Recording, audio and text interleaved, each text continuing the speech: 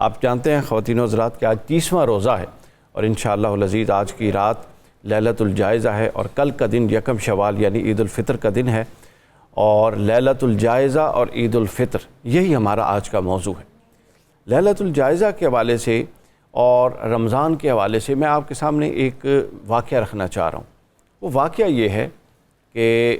رمضان سے ہم نے پورا رمضان کا مہینہ جو گزارا، اب اس کے بعد ہم نے اس سے سیکھنا کیا ہے اور آگے ہم نے زندگی کو لے کر چلنا کیسے ہے۔ عربوں میں ناظرین لڑائیاں بہت ہوتی تھیں، آپس میں جنگیں بہت ہوتی اور وہ جنگوں میں گھوڑوں کو استعمال کرتے تھے، لیکن وہ چونکہ بہت سمجھدار قوم تھی، وہ ہر گھوڑا جنگ میں نہیں دوڑاتے تھے، جنگ کے میدان میں ہر گھوڑا نہیں اتارتے تھے، بلکہ انہوں نے بڑے بڑے استبل ریگزاروں میں ریتوں میں بنائے ہوتے تھے۔ شدید گرمی کے دنوں میں گھوڑوں کو وہاں لے جاتے، ایک خاص وقت تک ان کو نہ چارہ ڈالتے نہ پانی ڈالتے، بھوکا رکھ کے اس میدان میں، اس گرم میدان ریگزار میں، چونکہ ریت میں پاؤں دھنس جاتا ہے، عام زمین پر دوڑنے کی نسبت ریت میں دوڑنا مشکل ہوتا ہے، تو اس پوری مشق سے وہ گزارتے اور اس دوران وہ گھوڑے کا سٹیمنا چیک کرتے،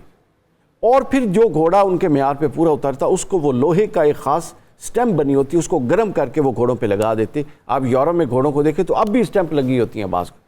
تو وہ اس کے بعد ان گھوڑوں کے لیے خاص اصطلاح استعمال کرتے، الخیول الصائم، یعنی اگر میں اردو میں ترجمہ کروں تو یہ روزے دار گھوڑے ہیں، یعنی اب یہ اس قابل ہو گئے ہیں کہ میدان جنگ میں یہ دوڑیں گے، اور جو اس معیار پہ پورے نہیں اترے ان کو ایک طرف کر دیتے، ان کو باقی کاموں کے لیے رکھتے۔ یہ واقعہ ہمیں یہ بتاتا ہے کہ اس مقصد سے ہمیں بھی اللہ تعالیٰ کسی کام کے لیے تیار کرنا چاہتا ہے۔ بھوکا رکھنا، پیاسا رکھنا نہ وہ اس کا حاجت مند ہے اور نہ اس سے اس کو کچھ حاصل ہے، بلکہ یہ ایک شخصیت کی تیاری ہے، ایک ذمہ دار ہستی کی تیاری ہے۔ اللہ تعالیٰ چاہتا ہے کہ آپ اتنے تیار ہو جائیں مشکلات کو برداشت کر کے، ان جائز کاموں کو بھی ناجائز اور حرام کر کے، ایک مہینے کی پریکٹس کر کے کم از کم اس قابل تو ہو جائے نا کہ جو اصلاً حرام ہے ان سے بچ جائیں۔ اور پھر جب یہ رات گزر جاتی ہے، یہ مہینہ گزر گیا، اب آج کی رات آ گئی لیلۃ الجائزہ، اس کو کہتے ہیں انعام کی رات۔ اللہ تعالیٰ اپنے ملائکہ سے کہتا ہے، حدیث پاک میں امام بہق کی روایت کرتے ہیں، اللہ تعالیٰ اپنے فرشتوں سے کہتا ہے کہ بتاؤ جب صبح کی رات، صبح عید کے لیے مومن نکلتے ہیں تو اللہ فرشتوں کو بھیجتا ہے کہ جاؤ گلی کوچوں میں اور چپے چپے میں کھڑے ہو جاؤ، اور پھر پوچھتا ہے کہ بتاؤ کہ جس نے اپنی محنت پوری کر دی ہو، اپنا کام مکمل کر دیا ہو، اس کا اجر کیا ہونا چاہیے؟ تو فرشتے کہتے ہیں کہ باری تعالیٰ اس مزدور کو اس کی مزدوری ملنی چاہیے۔ اس کے بعد اللہ تعالیٰ جلال میں آ جاتے ہیں اور اللہ تعالیٰ 5 قسمیں اٹھاتے ہیں۔ آپ اندازہ، اللہ فرماتا ہے وَعِزَّتِي، مجھے اپنی عزت کی قسم، وَجَلَالِي، مجھے اپنے جلال کی قسم، وَكَرَمِي، مجھے اپنے اکرام اور کرامت کی قسم، وَعُلُوِّ ارتفاع، مجھے اپنی بلند مرتبہ ہونے کی قسم۔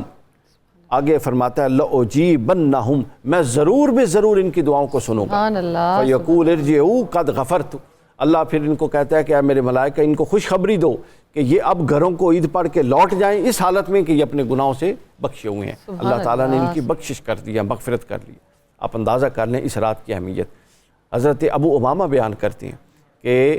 جو آج کی رات، جو آنے والی رات ہے، اس رات میں تھوڑی دیر کے لیے قیام کرے گا، فرض عشاء پڑھ کے تھوڑی دیر جاگے گا، غفلت نہیں کرے گا ساری رات جاگنا بھی مقصود نہیں ہے، کچھ حصے کے لیے جاگے گا۔ فرمایا ایک ایسا دن آئے گا محشر کا دن جب ہر ایک کا دل بوجھل ہوگا، اس وقت اس شخص کا دل اللہ بوجھل نہیں ہونے دے۔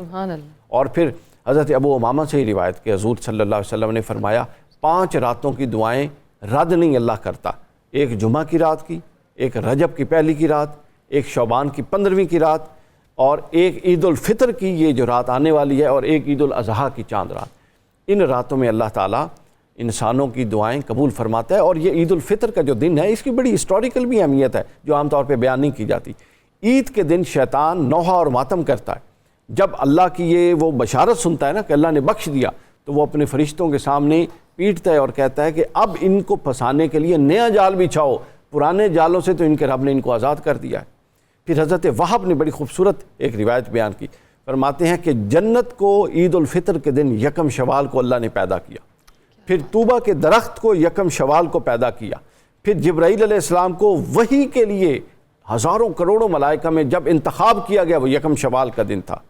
اور فرعون کے جادوگر جس دن حضرت موسیٰ کے قدموں میں گر کے انہوں نے توبہ کی، یہ بھی رمضان المبارک کا دن تھا۔ ہمارے اسلاف عید کو بڑے محتاط انداز میں گزارتے۔ حضرت عمر رضی اللہ تعالیٰ عنہ رو رہے تھے عید والے دن، تو کسی نے پوچھا کہ حضرت یہ تو خوشی کا دن ہے، رو کیوں رہے ہیں؟ فرماتے ہیں کہ خوشی اس کے لیے ہے جس کو یہ یقین ہو جائے کہ اس کے سارے اعمال قبول ہو چکے، لیکن مجھے یقین نہیں ہے۔ حضرت وہب بیان کرتے ہیں کہ گزرے تو کچھ لوگ ہنس رہے تھے،